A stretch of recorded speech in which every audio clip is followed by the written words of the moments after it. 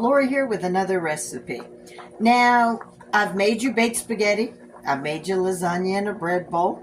I've made garlic bread bowl. So, I'm doing another simple, easy recipe to change up baked spaghetti for you tonight. Something to make it interesting for the kids. Like I said, I'm trying to do cheap, inexpensive, but fun way to do your meals and be creative at the same time. So sit back and enjoy this recipe as I'm about to show you how to do baked spaghetti in a garlic cheese bread bowl. All right, for $1.47, okay, I just went to Walmart's and I picked up my bread, my Italian bread, okay? I cut out the center. I left a lot of the filling because you still want to eat the bread. This is the top, okay? See what, about an inch in. That's all you're going to do. Of course, I always rave about the garlic butter spread, but I also made up my own. I melted some butter with some garlic and sage, or with dill. There's a reason for that. You're going to need mozzarella and Parmesan. Unless you like something different, you can have provolone, Swiss, whatever. I'm using mozzarella and Parmesan. So I'm going to take this spread and I'm going to do the whole inside thick. And I'm going to do this part too.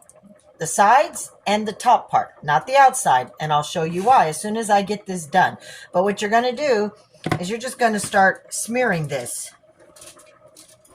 And cake it on because the bread will absorb it.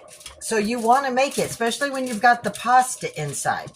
Yes, in the background you see my pasta and my sauce all working to get ready for this dish. So you'll probably use the whole tub. And depending on how garlicky and buttery you like it, you might want to get a second one on hand. But as you see, this is what it's looking like. So right now I've only used a half. So I'm not, it's very, also don't forget, even though it's garlic butter, it is a little salty too. It's got that little salt in there. So that's why I used about 3/4 of my tub. All right. With that part, oop, I forgot to do my lid. So I'm going to, like I said, it's just like buttering bread. Do the sides. If I can keep it off my hands. So I am going to use the whole tub. Spoke too soon. All right. Let me lay this down because trying to hold it and get in the butter, it's making a mess, right? I'm sure all of you can attest to that. Cooking, we need 2 hands. All right, so I'm going to finish this up and I will be right back with you. All right, it's all done. So at this point,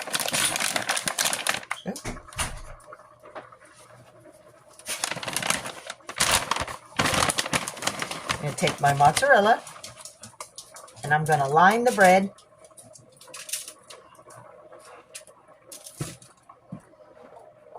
on the inside. I'm going to set that aside.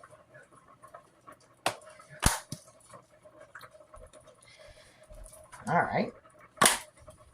I'm going to add my Parmesan cheese. All right. So I'm going to put the lid on temporarily. Okay. While that's on, let me wash my hands from the garlic butter. This is where my melted real garlic butter is going to come into play. So, make sure it's all stirred up.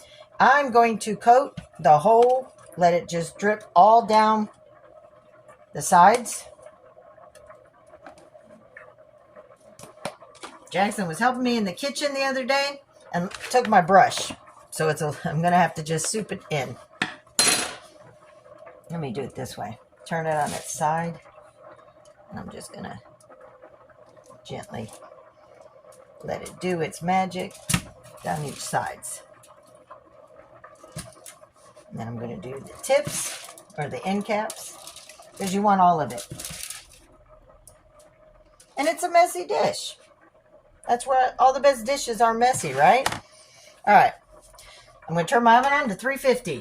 Get that started. Now on the outside, I am going to sprinkle your Parmesan cheese. Let it try to get it where it sticks to all that gooey butter on the sides. Alrighty. Now, I'm not putting any mozzarella on the outer for a reason. All right, I'm going to put this in the oven for about 5 to 10 minutes. I'm going to make sure that the cheese melts in the inside and it hardens up the bread just a little bit to make it firmer for what the next part is. I'll show you what it looks like when it's done. All right, the bread, the cheese is melted, nice and soaked in. Now, the reason I'm not doing more is you'll see in a minute what I'm about to do. So I got my spaghetti done, okay? So I am going to dish my spaghetti. I didn't put any cheese on the spaghetti before I put this in here. There's no reason to because I've got the bread already with the cheese. So now your whole pan ain't going to fit. It just, well, it depends on the loaves that you've got. If you've got the gigantic loaves, it might. Or you deepen the whole, but I like the bread. But I am going to overstuff it. All right. Tim has leftover spaghetti for lunch, or the dogs do, right? All right. Let me put that in the bread bowl. All right. So far, it's hot. This is what it's going to look like. You got your spaghetti in there. This is where I'm going to head, and I've got the cheese on the bottom. So I'm going to take my mozzarella. I'm going to put it on the top of the bread.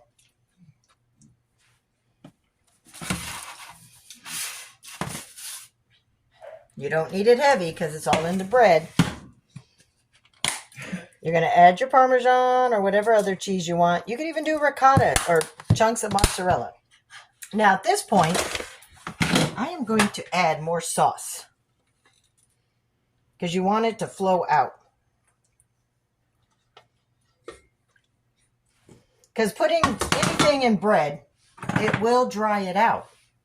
So as you see, I have now put the sauce on top. Now, this is where your top comes in. Go ahead and put the top of your bread bowl to sit right there on that sauce. Now, this is what I'm going to be putting in the oven. Let me put it back in the middle of the... This is what it's going to look like at 350 until all the cheese is melted for me and I've decided it's done, which is by feel. If you're not ready to eat because the spaghetti's already cooked, the bread's already cooked, you can have this any time you want. I'm just putting it in, and you know what? I'm just going to put some cheese on the outer banks of that sauce. There we go. A little bit more Parmesan, because you can never have too much Parmesan cheese in the culture. Alrighty. So this is what it looks like as I'm putting it in on 350. And it will stay in probably 10-15 minutes. And if I'm not ready to eat at that point, I'll turn it down to like 170 or the lowest setting in my oven. You can also cover it up and just take it out of the oven and wrap it up and leave it on the stove until you're ready. And then when you carve it, heat it up. But for me and Tim, we're going to put this in for about 10 minutes. And then I'm going to get it out and I'll show you what it's all about. Be right back. All right, 10 minutes in the oven.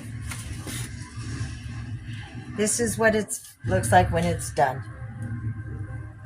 Now, we're going to show you what it looks like when we cut it open. That's the best part, is after it's cut open and you get to take that first juicy bite.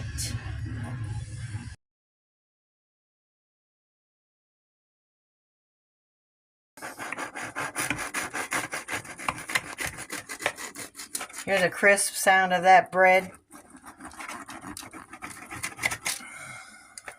Need a spatula to lift?